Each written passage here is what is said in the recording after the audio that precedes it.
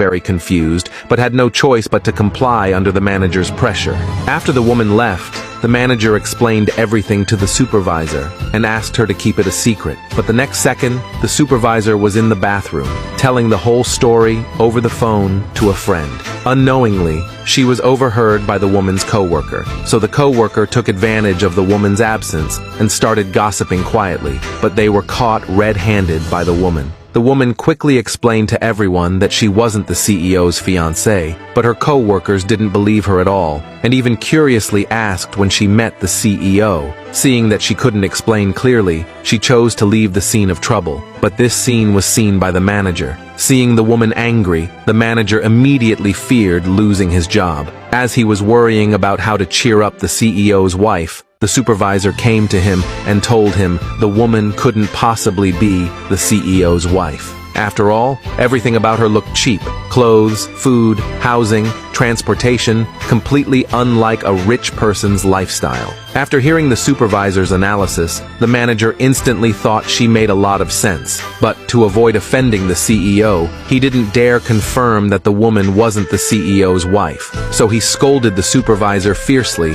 and warned her not to cause the woman any trouble, or else he wouldn't let her off easy. The supervisor was very angry after being scolded by the manager and blamed everything on the woman. So she decided to teach her a lesson and sent a formal report to the CEO's email, accusing the woman of impersonating his fiancée. On this side, the CEO was shocked when he saw the message. When he realized someone dared to pretend to be his fiancée, he angrily prepared to go to the company. Meanwhile, the clueless woman was getting ready to confess everything to everyone. But just then, the supervisor told her to handle a client. But what the woman didn't expect was the client turned out to be a creep. Not only did he touch her inappropriately, but also insulted her with words. The woman couldn't take it anymore and gave him a harsh lesson. His screams directly startled everyone in the lobby. When they saw the client running out with a bruised face, the supervisor immediately stopped the woman and scolded her for rebelling. The woman thought she had offended the client, the supervisor, and also impersonated the CEO's fiancée